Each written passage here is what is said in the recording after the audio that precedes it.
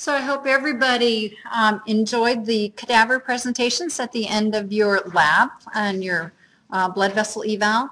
You actually have learned a lot, and that's what those were supposed to show you, that even though you've been listening in lecture and working on the CAT, we've tried to talk many times about the differences, and you were hopefully enjoyed actually finding out that you knew as much as you did. I do want to invite you to the Thursday, 11 o'clock of next week. We are going to be taking the cadavers out, both of them, and preparing our male cadaver for return back to WSU. But before we do that, we're going to have a little bit of a friends and family show and tell. And so if any A&P student would also like to come in and take a look at some of the male anatomy that you were not able to see because we were reviewing the female specimen, you are more than welcome to do that. But 11 o'clock, just so that you know. Let's go back and see about finishing up this chapter today. We are on the accessory glands. We talked about that they are what is responsible for producing the bulk of semen, which is what we also call the ejaculate. Semen is sperm cells plus accessory gland secretions, but the secretions actually form up the bulk of the volume. And we talked about seminal vesicles. Those are posterior to the ampulla of the ductus deferens. They produce about 70% of the bulk of the semen. They have an alkaline pH. The nutrients that are with them for the sperm cells are fructose, and then there's also prostaglandins in the secretions to help with actually opening up the cervical os so that they can go ahead and penetrate that and proceed on their journey to try and actually fertilize an egg.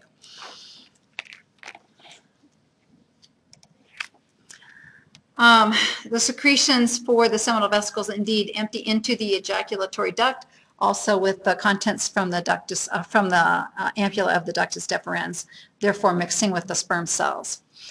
Now let's go down to the other gland that's going to contribute to semen, and that's the prostate gland. Immediately below the bladder, it encircles the urethra, and that's why we call that area of the urethra the prostatic urethra, and it produces about 70% of the semen volume.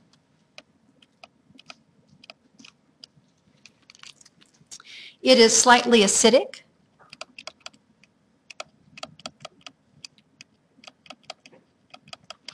So seminal vesicles, alkaline, this is slightly acidic, and we are going to actually have citric acid as one of the nutrients in prostatic secretion.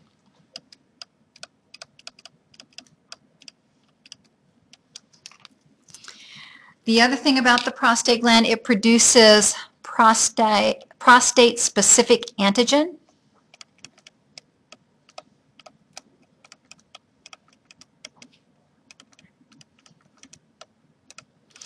An antigen is a surface marker and has a chemical component to it because surface markers are all proteins or lipoproteins or glycoproteins.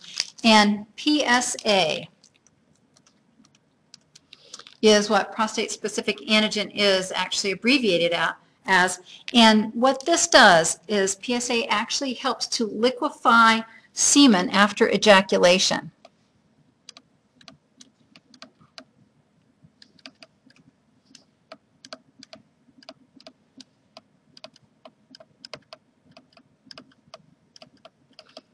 So the semen is really quite viscous upon ejaculation. In order to get the sperm cells out of this viscous cloud, we want to liquefy it a little bit, make it thinner, and so that's what PSA does.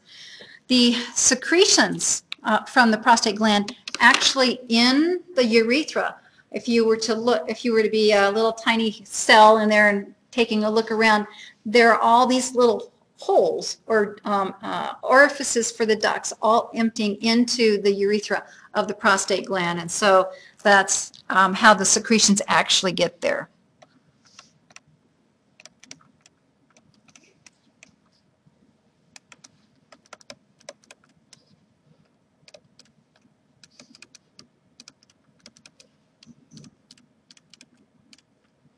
And so that will also then mix with the sperm cells and the fluid from the seminal vesicles. One thing about PSA, has anybody ever heard of PSA before this class? PSA is something that is not uncommonly tested on men. And it's typically a blood test that is done on men that are typically over 50 years old because it actually can be a marker of a pathological process with the prostate gland. And what do you suppose that pathological process could be? Prostate cancer. And so it's interesting when men do have prostate cancer, the PSA levels really shoot up.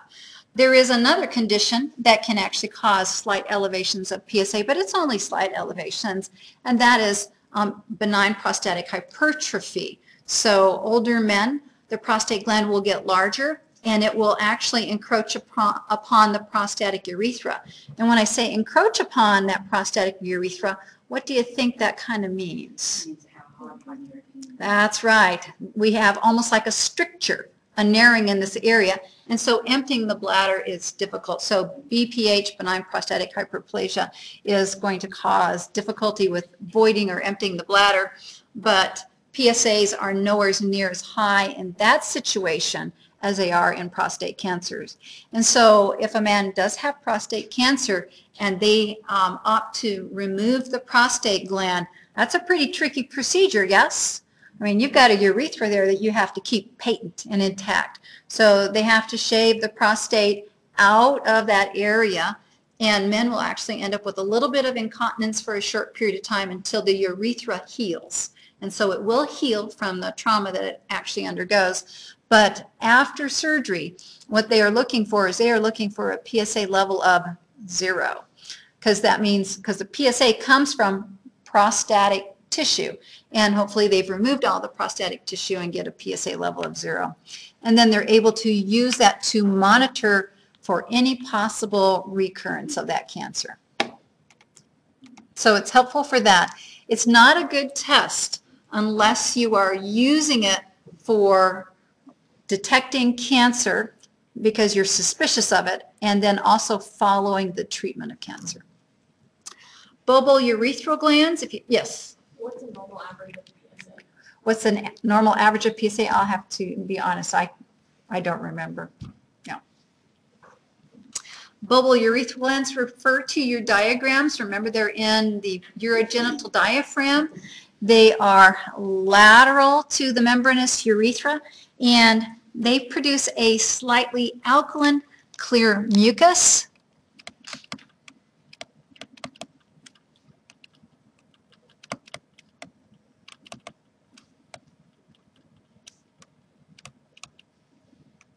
Mucus is a bit more viscous, and this is designed to help lubricate the urethra.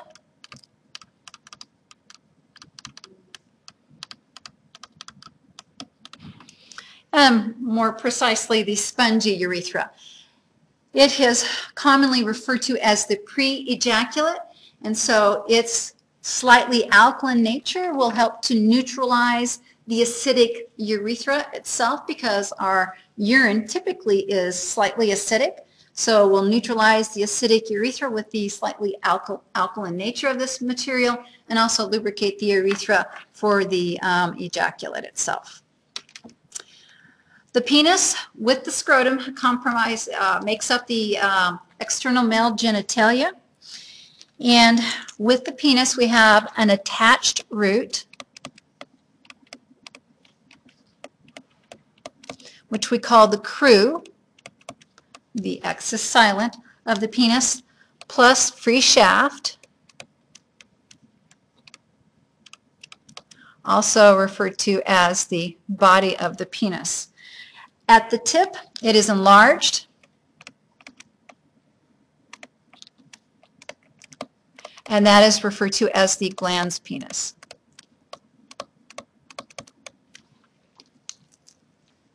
The glans penis is actually the distal aspect of the corpus spongiosum. So now let's talk about the penis and the tissue that makes up the penis, and then how an erection actually can be achieved because of the type of tissue that the penis has.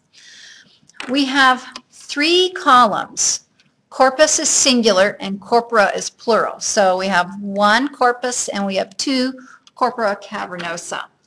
The corpus spongiosum, we only need one of those because it's going to surround the urethra.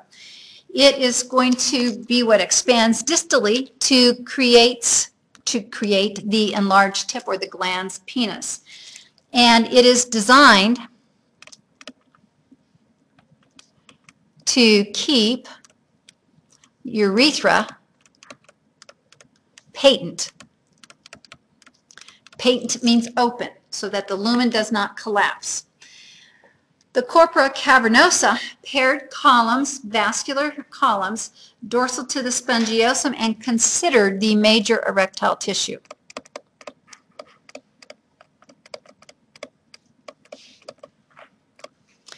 I'm going to tell you a little bit of the story of these two vascular areas, and then we will revisit this closer to the end of this chapter, and I'll reiterate and write things down a little bit more. But these erectile tissues are interesting. It says vascular spaces. I want you to think of them almost like spongy material. And what happens when a sponge gets loaded up with water? It adds weight to it, doesn't it? So an empty sponge, you squeeze it out, it's lightweight, you fill it up with water, it actually has weight. And that's what this tissue is all about. This tissue is actually, the vessels to these spaces are under parasympathetic control. What are most vessels under control of? Do you guys remember? It's sympathetic. So most of our vessels, as far as whether we have vasoconstriction or vasodilation or normal blood vessel diameter, is sympathetic only. The blood vessels to the genitalia are actually parasympathetic control for vasoconstriction, vasodilation, etc. And so we have these three vascular spaces, one corpus spongiosum, two corpora cavernosa. And what happens with erection is these spaces fill up with arterial blood. And they fill up with arterial blood, and the weight of the arterial blood actually compresses the outflow. So it's a little bit of a tourniquet effect by the weight of itself. And so this is what actually causes an erection. The arterioles dilate up, blood fills in rapidly, and then suddenly things are really heavy and you compress the venous outflow. And that's actually what creates the erection. And so when gentlemen have erectile dysfunction, the problem is in this mechanism. It is we do not get enough rapid fill to pinch off the outflow. If your fill is too slow, the outflow will actually continue, and so you will not fill. And so medications are actually directed towards vasodilation of these areas because we need rapid fill, suddenly heavy, and then that weight actually compresses the venous outflow. Now, this fill is designed to, the blood is designed to fill it up, make it heavy, and make it erect or firm. Now, the corpus spongiosum is also surrounded by, like it sounds like a sponge, vascular spaces that fill up too. But instead of collapsing, this construction is designed to keep the lumen patent. Because if you're making everything full and heavy, won't you end up actually compressing the spongy urethra? And so their construction is actually designed to keep that center urethra open and patent. Otherwise, if you had ejaculation, you'd have retrograde ejaculation, which would be absolutely worthless and non-functional. So this process is very effective in actually creating the erect penis. Semen. It is a mixture of spermatozoa, which is the technical name for sperm cells, and secretions from the accessory glands. It is an alkaline fluid overall.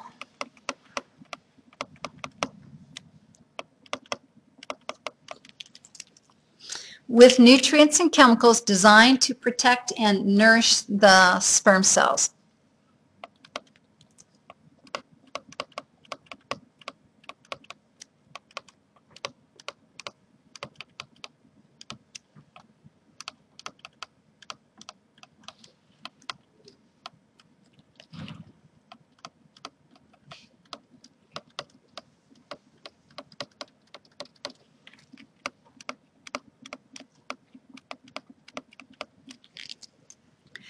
The typical volume of the ejaculate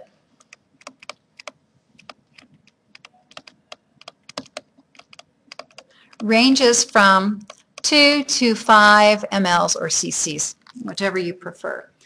And in a typical ejaculate, you will have anywhere from 200 to 500 million spermatozoa.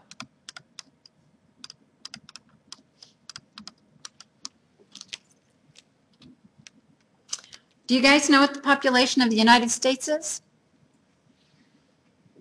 It's around 300 million. So in a typical ejaculate, which is somewhere in the middle of that, you have more sperm cells than you do the entire population of the United States. The important thing that you need to realize is that for fertilization to occur, there is a high attrition rate. And at time of fertilization, only around 100 or 200 sperm cells actually make it to the egg to actually fertilize it. So we start with a lot of sperm cells at the beginning of the race, and we end up with very few at the end of the race. The important thing too with that, the spermatozoa that actually make it to the oocyte for fertilization is the first one to get there isn't actually the winner of the race. The first one that gets here is actually trying to carve a path for later sperm cells to actually fertilize the egg. So that's an interesting process in and of itself. We'll talk about that with the next chapter. Looking at the physiology of the male reproductive system, spermatogenesis, just like oogenesis. We want to form a gamete, and the gamete for the male is the sperm cells or spermatozoa. Meiosis has 2 stages or phases, meiosis 1 and meiosis 2. And remember, meiosis is cell division specific for reproductive cells or gametes. We need to cut our chromosome number in half, and that's what this is all about.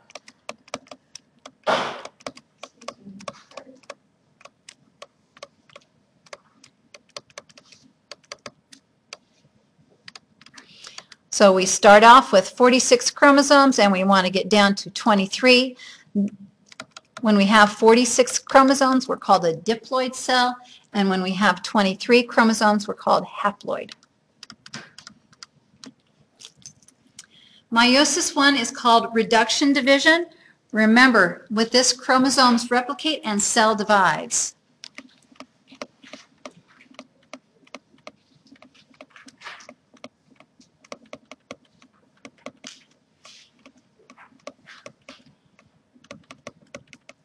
So when the cell divides, we'll end up with 2 new daughter cells.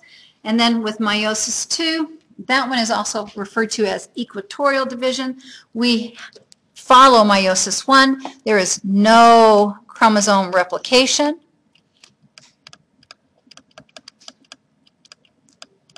Instead, the cells, the chromosomes actually line up at the equatorial plate.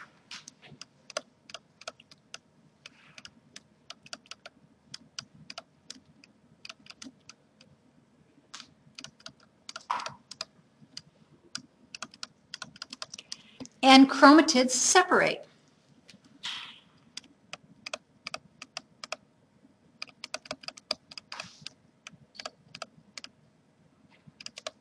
And each cell will then produce 2 new cells.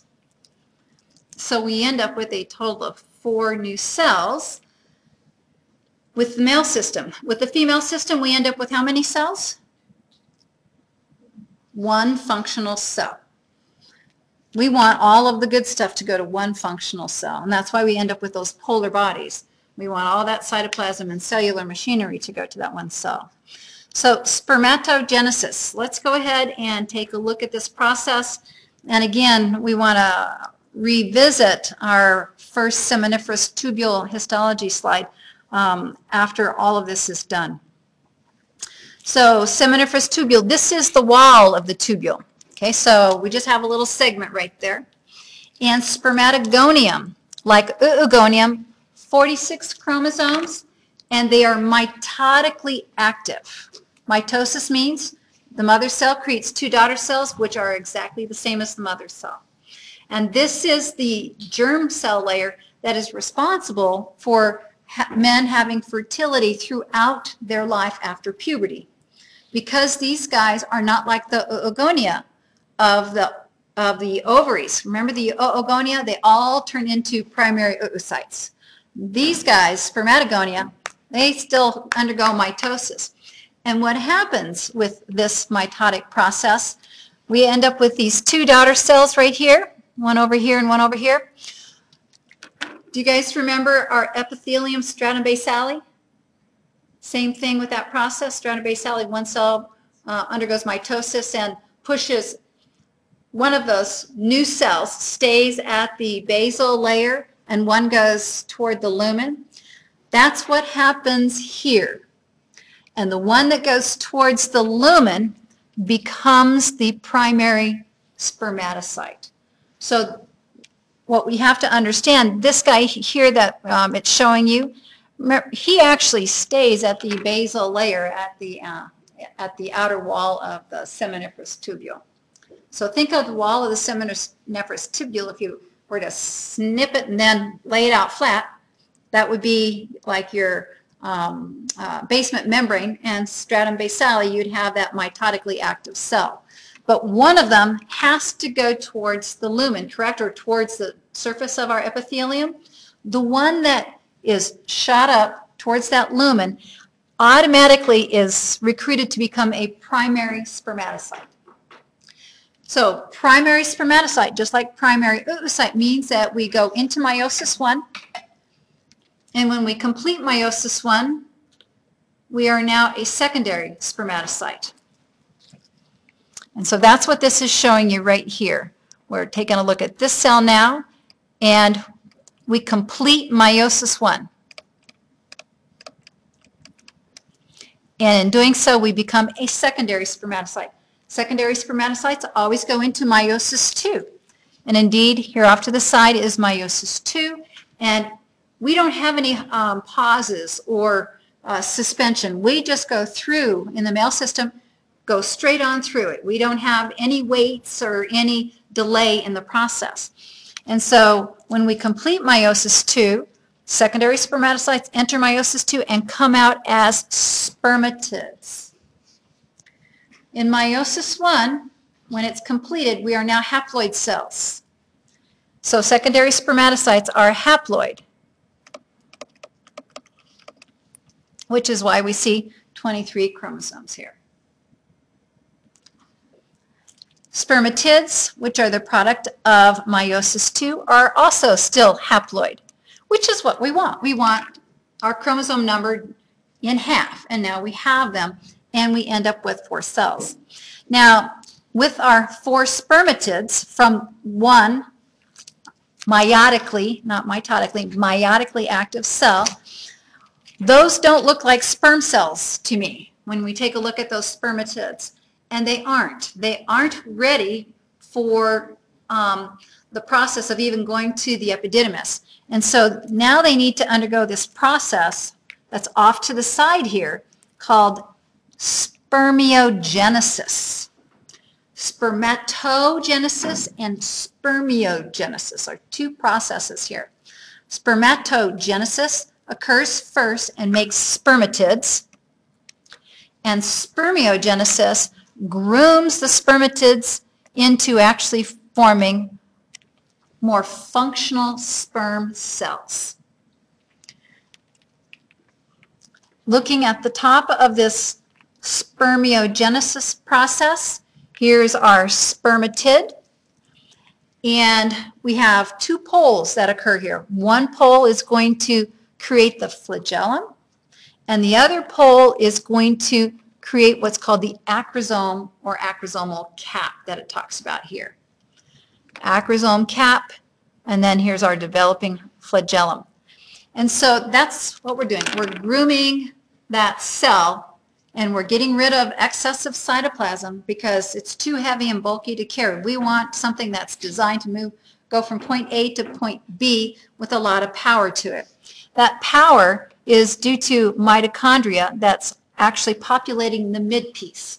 So between the flagellum and the sperm head is that mid-piece, which is where a lot of mitochondria are located. And so that mitochondria are going to basically help fuel the flagellum for the sperm cell. Going into the note portion, let's see here, spermatogonia, the outermost row of cells, primordial germ cells, and again, these guys are mitotically active. These are also considered the most immature because they, if you have a sperm cell, this is how they first start out. So it's kind of like the babies of the whole process.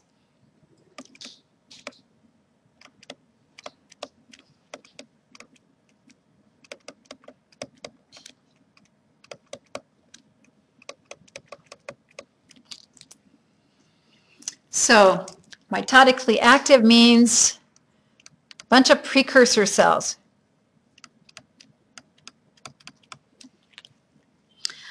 One of the two stays at the pseudo-basement membrane, which is the wall of the tube, and the other one heads towards the lumen. The one that heads towards the lumen becomes the primary spermatocyte. What is the signal that signals one to stay and one to go? I have no idea. What signals? This is just what happens. Yes. Is there a disease where like the one that stays behind turns into the primary one and like makes... Even if it turns into a primary one, it won't matter. It will actually end up going towards the lumen. Okay. It will get crowded out. You have to realize, just like our skin, we have stratum basale and we have all those mitotically active cells. Well, one becomes two. Well, it's going to have to go towards the surface or the lumen in this case. Otherwise, we'll have to make our tube really large, correct? And that's not what happens. The tube stays its same lumen, and so as we make more, they have to be crowded someplace, and they're going to be crowded up and out, so to speak, which is luminal for us. Yes? So with Sally, when you're close to that membrane, that's where they have all the nutrients and stuff. Is there something similar here? It seems like. Yes, there is a nutrient story. I'll tell you more about that as we go along. So, good point. So, one of the cells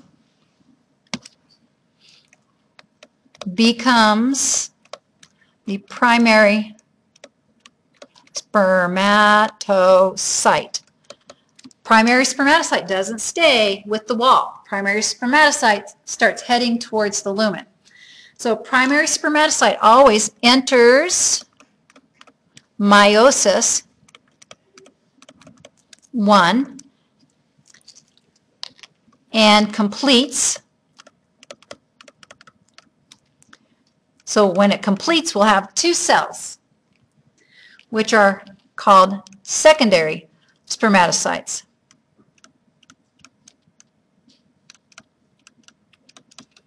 So these are round-looking cells.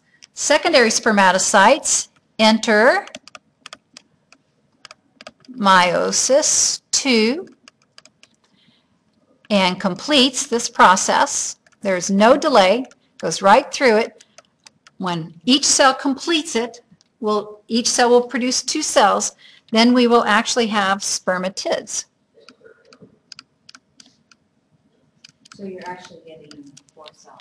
4 cells. And that's what meiosis typically does in most processes. It's just in the female system, we only want one, and we want the best one that is ready for that long process or journey. So spermiogenesis is indeed considered basically a process, always occurs after spermatogenesis.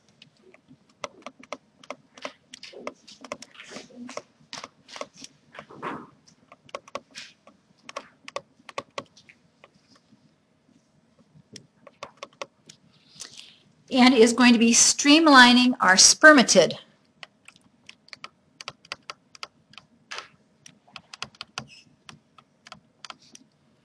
And I'll say early spermatids because that's what we get from meiosis 2. This is still not properly centered, but I'm doing my best. Because we want to make motile sperm cells. So we reorganize to form the head, which is where the acrosomal cap is located.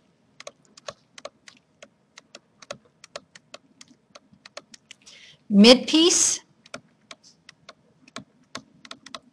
which is full of mitochondria for power, and then tail, or the flagellum,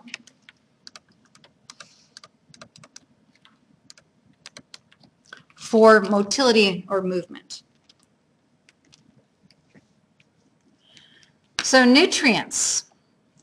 Well, this is a tube, and there aren't really nutrients like CT on the outside of the tube. Instead, the nutrients come from these cells called sustenance cells. That's where we get the name sustentacular cells. Sustenance cells. And guess who discovered them? Sertoli did. That's why we have that in parentheses after that. Sertoli sustenance cells. There are actually other sustenance cells, but we never go into that depth of definition of AMP, but Sertoli cells equal sustentacular cells, and in your mind, think of them as nursemaid cells.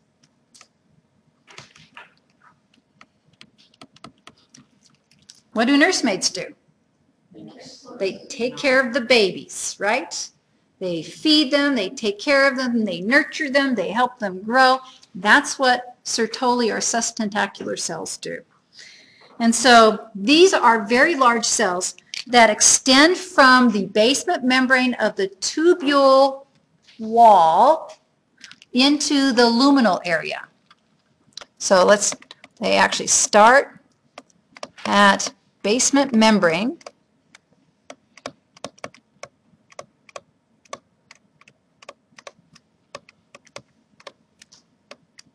tube wall, and extend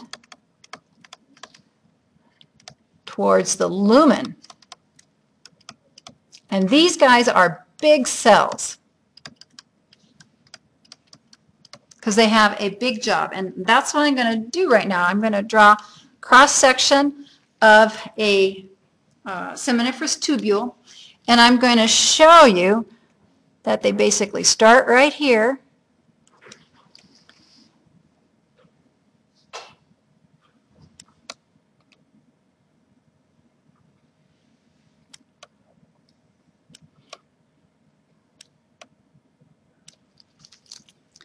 and so adjacent to them are spermatogonia. What do we remember? Spermatogonia are mitotically active, correct? So when a spermatogonia cell undergoes mitosis, we'll have a primary spermatocyte form. A primary spermatocyte goes into meiosis 1. So I had one cell in the beginning, correct? And now I have two. That was a mitotic process. You guys follow that process there? Now, the cell that's closer to the lumen is the primary spermatocyte. And now from primary spermatocyte, we go into meiosis 1. We come out as secondary spermatocytes, and there are always two.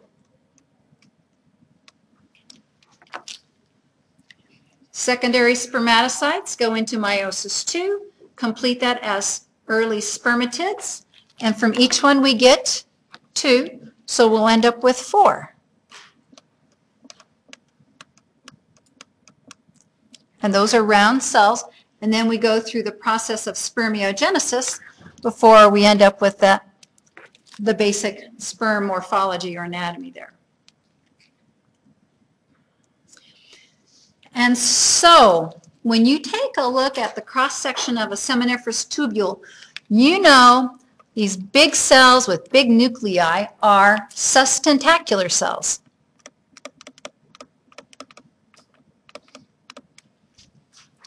These guys that are right next to them on the basement membrane are spermatogonia.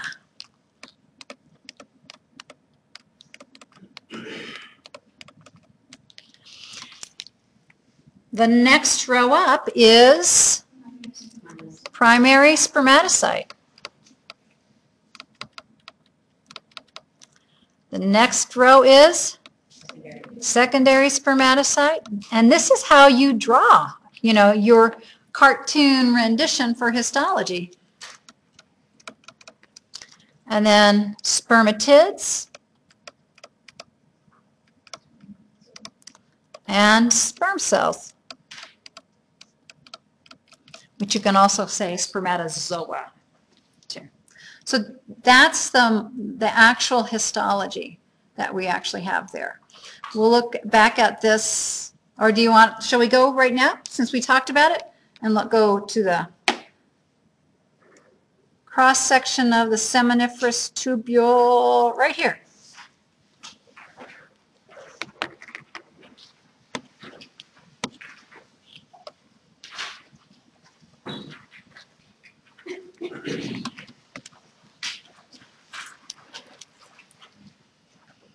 Okay, let's see.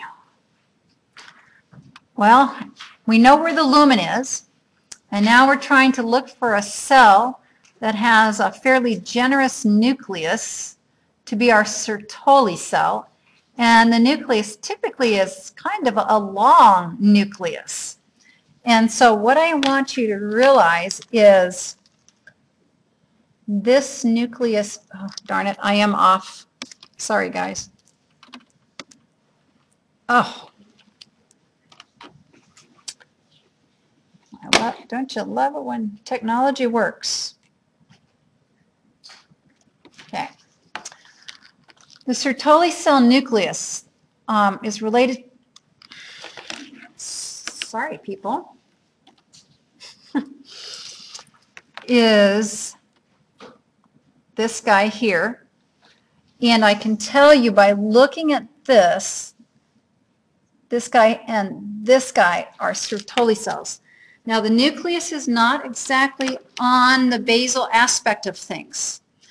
The reason I can tell those are Sertoli cells, the ones that are at the inferior aspect of the picture, is I see a nucleolus. Do you guys see the little dot? That's a nucleolus. That is not a cell that's undergoing mitosis or meiosis. It is a nucleolus. So this is the one that's a little bit more shaded gray with the black dot in the middle. Mm-hmm. The one that's shaded gray with the black dot. And then I'm sorry, I apologize for not being able to do a better job of showing it to you, but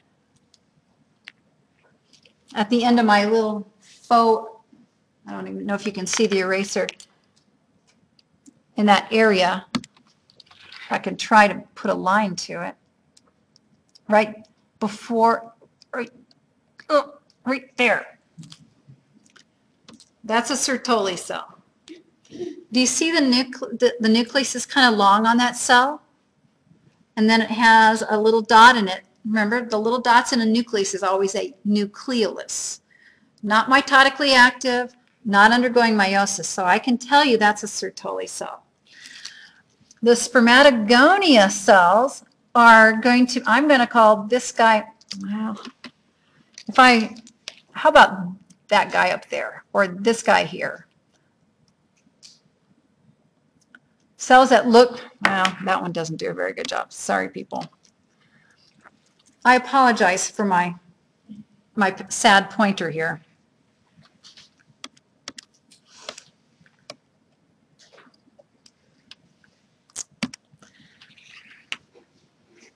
Let's see if I can bring, nope, it won't do the arrow for me. But the cells sitting on the inner aspect of the wall of the seminiferous tubules, where you can see some chromatin material, those are spermatogonia. That guy right there is a spermatogonia. Primary spermatocyte are these guys right here in that area. So next layer from the wall is primary spermatocyte. I would call then these cells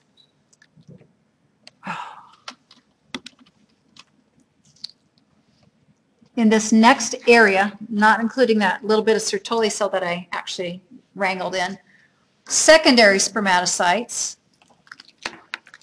I would call these guys early spermatids, and then these guys are undergoing spermiogenesis.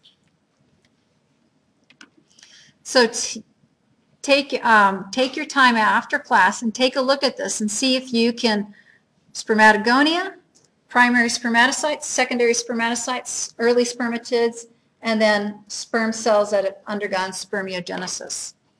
Sertoli cells, long nucleus with a nucleolus in them, and the nucleus is rather pale in its appearance. Again, I apologize for my poor ability to show you the details that I would like to do.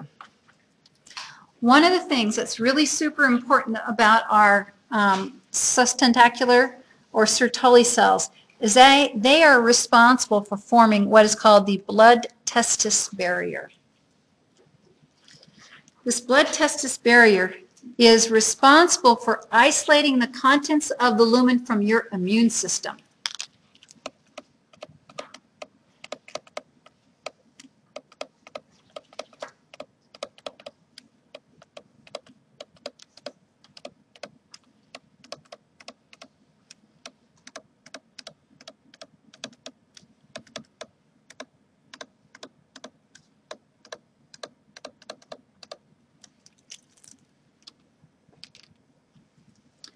Why do we want to do that? Why do we want the cells that are inside our seminiferous tubules isolated from our immune system?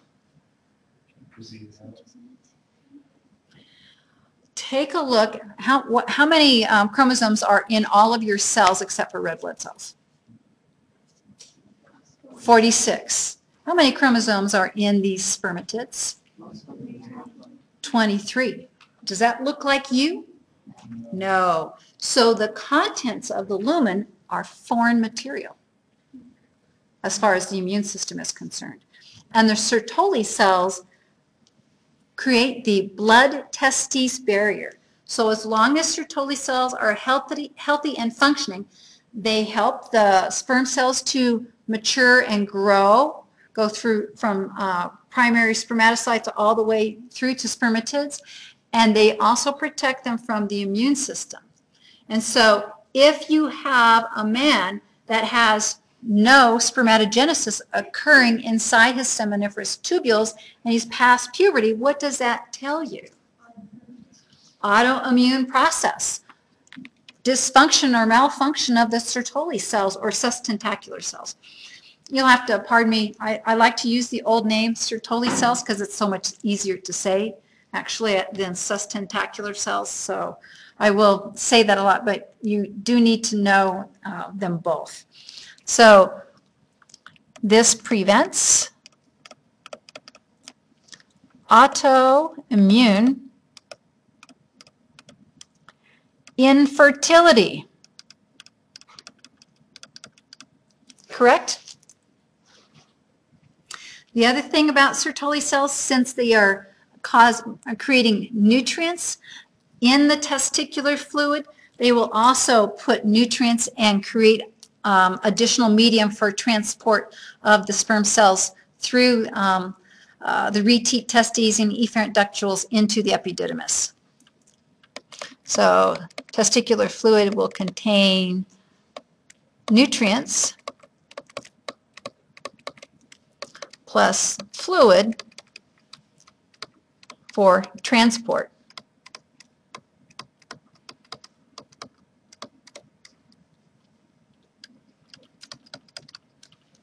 And through ducts, seminiferous tubules, as I said, reteat testes, efferent ductules, head of the epididymis, and that type of stuff. Hormonal regulation of male reproduction is referred to as the brain testicular axis, and that area of the brain is the hypothalamus. The hypothalamus is responsible for releasing gonadotropin-releasing hormone, which will cause the anterior pituitary to release FSH and LH. This is exactly the same as what we saw with the female system. So this occurs after puberty. So gonadotropin-releasing hormone occurs after puberty. and causes the release of FSH, follicle-stimulating hormone, and LH, luteinizing hormone. FSH is absolutely important in the formation of the gamete. Wasn't FSH important in the formation of the gamete for the female? Same thing here. Stimulates spermatogenesis. And the reason it does this is that it does this indirectly by stimulating our Sertoli cells.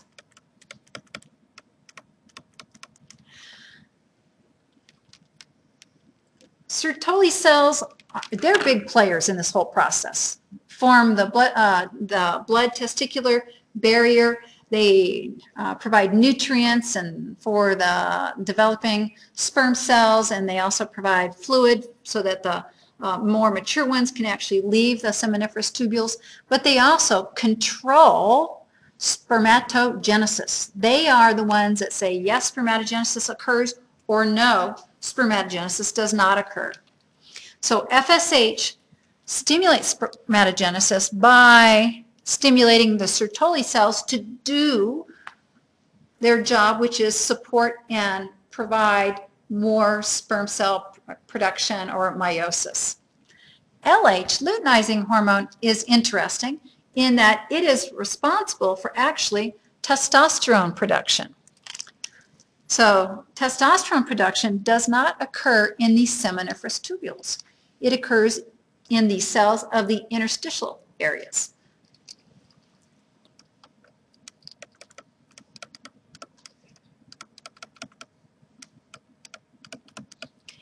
You will often see the guy who identify those guys. Leydig is the name, interstitial cells of Leydig, but interstitial cells.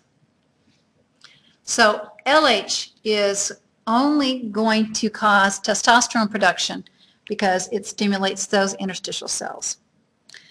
Testosterone in and of itself is going to cause negative feedback on gonadotropin releasing hormone in high levels.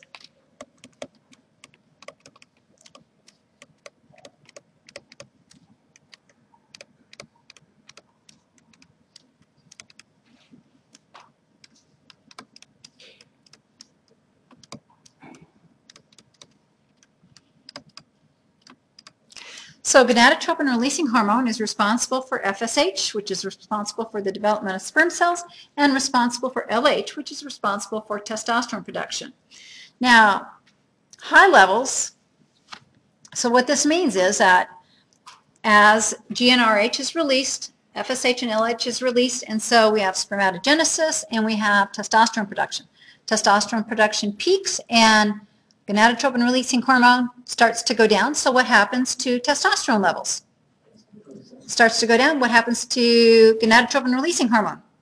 Starts to go up. So we have a slightly cyclical aspect to testosterone levels. They're never one specific level. High testosterone levels inhibits gonadotropin-releasing hormone release, which inhibits luteinizing hormone release, which means testosterone levels go down.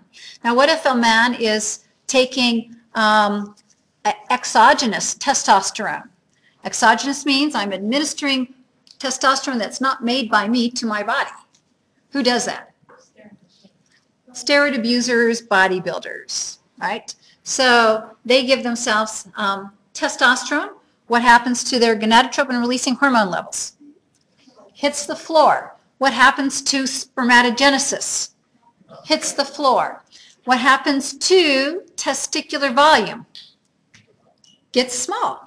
So now you understand why people who take testosterone illicitly, because it's against the law to do that and against sports codes of ethics to do that, they will have obviously high testosterone levels, but they will have low sperm count.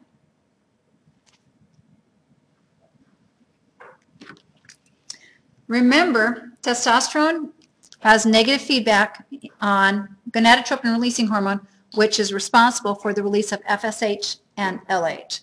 FSH tells Sertoli cells to go ahead and let these babies develop.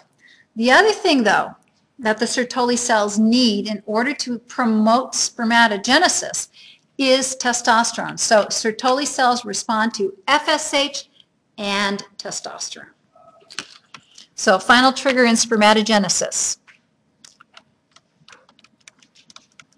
Sertolis need FSH plus testosterone.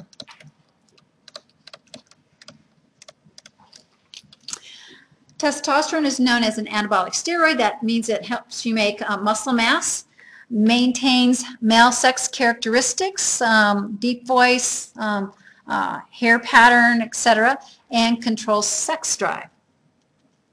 Now, we're going to talk about another interesting hormone that you may not have heard about before, and it's called inhibin. Inhibin is produced by the Sertoli cells or sustentacular cells. Inhibin inhibits. It inhibits FSH release.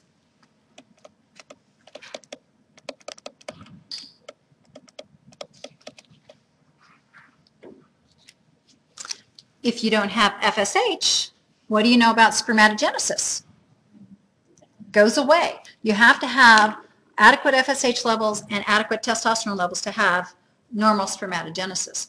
Well, why would the Sertoli cells or sustentacular cells say, I don't want to work anymore? Isn't that what they're basically saying when they release inhibin? I don't want to do my job anymore. Why would they say that? They say that because we don't need any more sperm cells to be created. Why would you not need sperm cells to be created?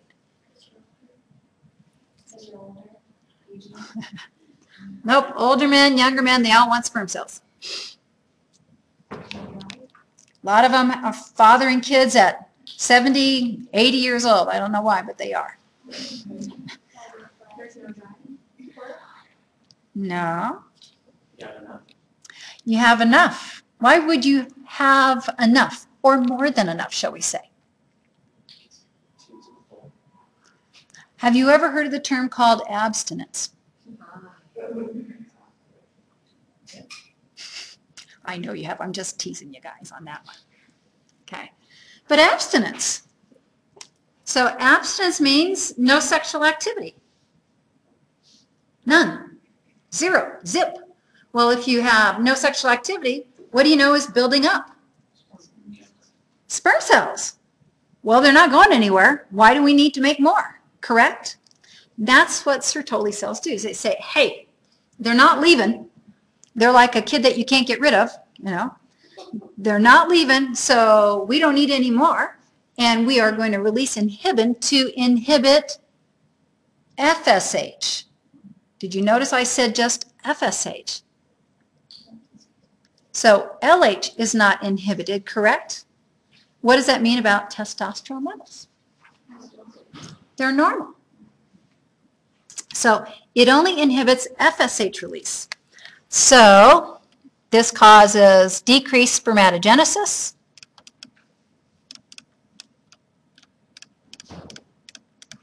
without impacting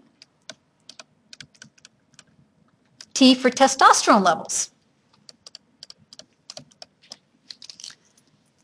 Because in order to get testosterone, remember, that is LH. That is the hormone that is responsible for stimulating the interstitial cells, which are in between the seminiferous tubules, to make testosterone. This is important because we talked about this procedure earlier about vasectomies. So vasectomy, in the early days of vasectomies, a lot of men didn't want to get them because they were afraid it would affect their testosterone levels. And that's why you don't have to worry about it affecting your testosterone levels. So you can interrupt the tube, which would basically take your spermatocytes out of the testes, correct? So they will build up and they will cause inhibin to be released by Sertoli cells or sustentacular cells, which will inhibit FSH release, not inhibit LH release, and you'll have normal testosterone levels. So vasectomies became much more acceptable when guys realized it wasn't going to impact their testosterone levels. And I don't blame them. Everybody wants to feel like how they're supposed to feel. So inhibin is produced by those cells. Sertoli cells are sustentacular cells. Male sexual response, I'm finishing up this chapter now, 2 phases. The erection phase, which is a parasympathetic spinal reflex. And then the ejaculation phase, which is a sympathetic spinal reflex. Reflex means it happens automatically. You just have to get it started. Remember, the knee jerk is a reflex, correct? You have to hit the ligament or tendon in order to actually get it to happen. So once you start this process, it is a reflexive process and will finish accordingly, unless, of course, you inhibit that. And with the erection, parasympathetic vasodilation of the erectile tissues. How this happens is we have local nitric oxide release.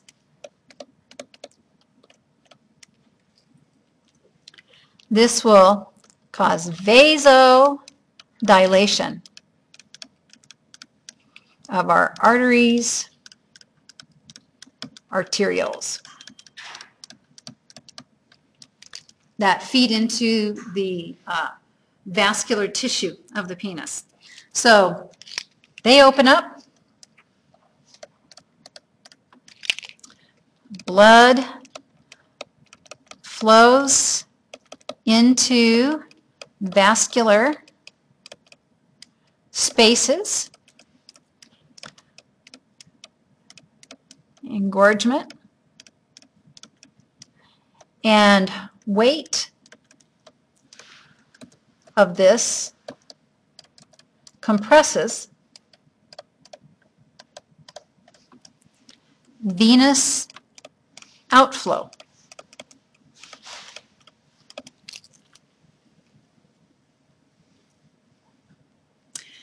And that's what ED medicines do. Erectile dysfunction medicines cause nitric oxide levels to go up. And nitric oxide is responsible for that vasodilation via the parasympathetic. So the parasympathetic nervous system causes this response to actually occur. So this is a very unusual vascular dilation process. Same thing with the female. Our blood vessels to our genitalia are under parasympathetic control as far as vasodilation. Ejaculation is a sympathetic spinal reflex. As parasympathetic impulses reach a crescendo,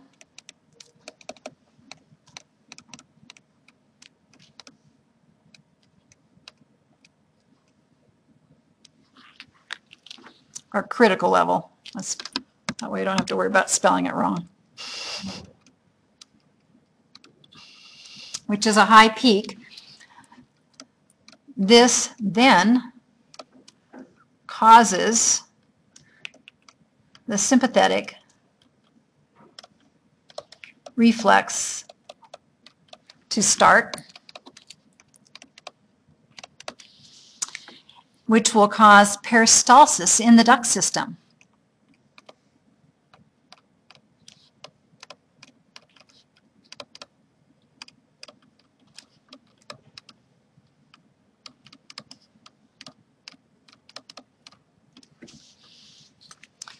Which then brings about ejaculation.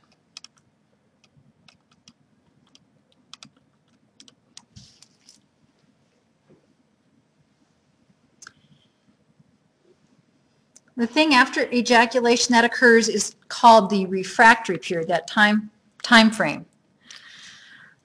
During that time, a man cannot obtain another erection for a period of time, and this is due to resolution of vascular engorgement.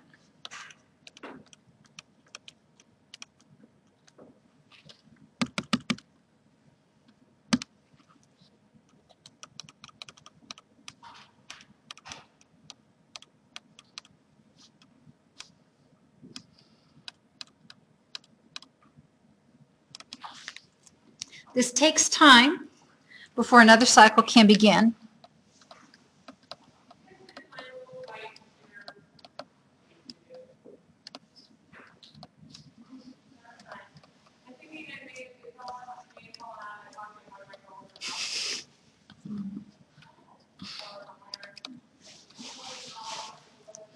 A lot of people are unaware of their surroundings. And the refractory period actually gets longer as one ages.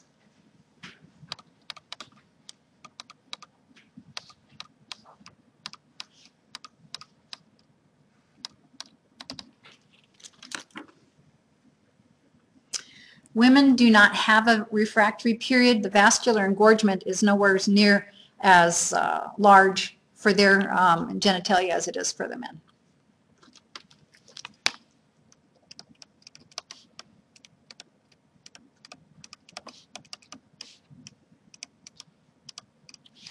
Now, why would a refractory period, just thinking about this, why would a refractory period get longer as one ages? What do you know about your vascular system? Is it as great when you're older as it was when you were younger? No. So you have plaque buildup of things along that line, and so that's just a natural course of aging process. So that's where we'll stop. And sorry about some of the technical difficulties, but we are done for today.